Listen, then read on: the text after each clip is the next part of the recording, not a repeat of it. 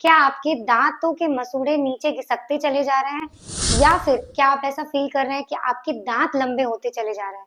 अगर कोई भी ऐसा कंडीशन है तो ये वीडियो सिर्फ आपके लिए है। तो hello everyone, myself doctor Monika Kumari and welcome back to my channel. So आज का जो ये वीडियो का टॉपिक है हमारा, वो बहुत ही इंपॉर्टेंट है। वो इन कंडीशंस में है कि अगर आप फील कर रहे हैं कि आपके मसूड़े नीचे चले जा रहे हैं और दांत लंबे दिख रहे हैं, तो आपको ऐसे में क्या करना चाहिए और किन किन चीजों की वजह से ये चीजें होती हैं और कैसे हम लोग इन चीजों से बचा जा सके। सो वीडियो के एंड तक बने रहें और उसको ध्यान दें।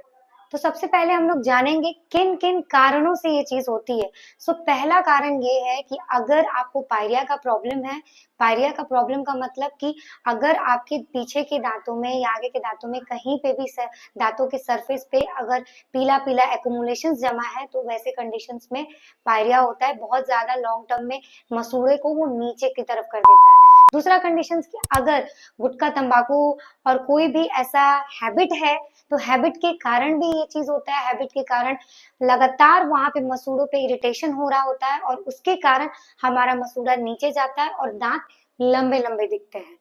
तीसरा कारण हो सकता है कि अगर आपका ब्रशिंग हैबिट गलत है।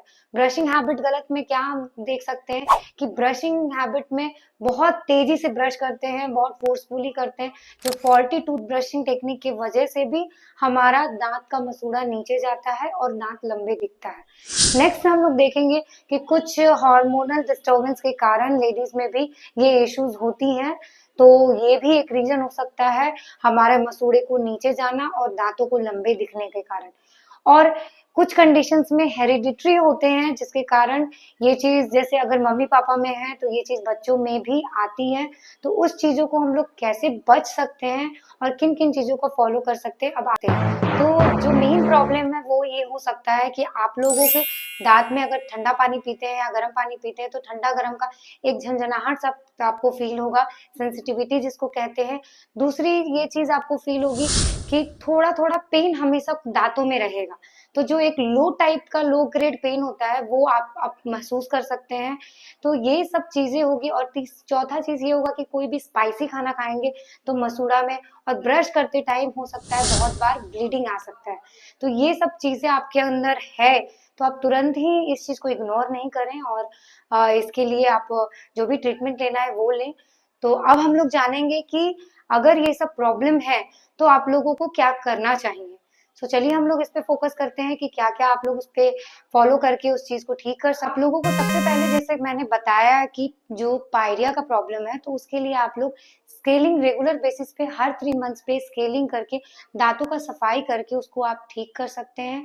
क्योंकि जो चीज इरिटेशन है, जिसकी वजह से एक्यूमुलेशन है दांत पे, उस चीज को स्केलिंग में अच्छे से निकाला जाता है और निकाल के मसूड़े को हील होने के लिए टाइम दिया जाता है। तो हर 3 मंथ्स पे करते करते धीरे धीरे जो मसूड़ा नीचे गया है, वो धीरे धीरे कुछ हद तक वो हमारे कंपनसेट कर लेता है उस जगह को।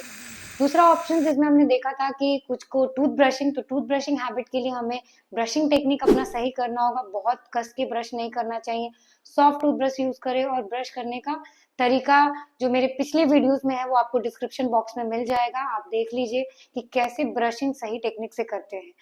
और जो गुटखा तंबाकू पान वाले पेशेंट्स हैं, जो लोग, बहुत लोग ऐसे खाते हैं, उन लोगों को स्टॉप करना होगा अपना हैबिट। और आप जब स्टॉप करेंगे तो आप देखेंगे कि धीरे धीरे जो मसूड़ा नीचे गया है और दांत जो लंबे दिख रहे हैं, वो धीरे धीरे कुछ हद तक वो कम होते जाएंगे। उसके बाद जो हार्मोनल थेरेपी है, वो आपका जो भी कॉजेज है हार्मोनल डिसऑर्डर्स के, उसको ठीक करने से आपको ऑटोमेटिक जिंजाइवा का जो नीचे मसूड़ा गया है वो नॉर्मली ठीक हो सकता है। उसके बाद हम लोग देखेंगे नेक्स्ट जो हमारा ट्रीटमेंट ऑप्शंस है कि किया है कि कैसे अपने दांतों को हेल्दी रख सकते हैं। वो सब भी आप डिस्क्रिप्शन बॉक्स में दिया हुआ है, आप उसको भी चेकआउट कर सकते हैं। और लास्ट में मैं ये कहना चाहूंगी कि अगर कोई आप रहा है कि जितना ज्यादा मसूड़ा नीचे गया है वो वापस से ऊपर कर सकते हैं, तो लिटरली ऐसा पॉसिबल नॉर्मल ट्रीटमेंट से 100% करना मुश्किल है। हाँ, आप लोग कर सकते हैं। फ्लैप सर्जरीज वेरियस आते हैं, जहाँ पे अच्छे मसूड़े हैं उसको वहां से कट करके निकाल के जहाँ पे मसूड़े नीचे गए हैं वहां पे करते हैं, तो ये परमानेंट सोल्यूशन होता है। तो इस वीडियो को ज़्यादा से ज़्यादा लोगों तक शेयर कीजिए ताकि जो लोगों को ये इश्यूज हैं उनके लिए यूजफुल हो। और आप भी देखें और आप भी अपने दांतों में इवेलुएट करें कि क्या आपके दांतों के मसूड़े नीचे जा रहे हैं या फिर आपके दांत स्वस्थ है। तब तक के लिए आप अपना ध्यान रखिए, स्वस्थ रहे, मस्त रहे।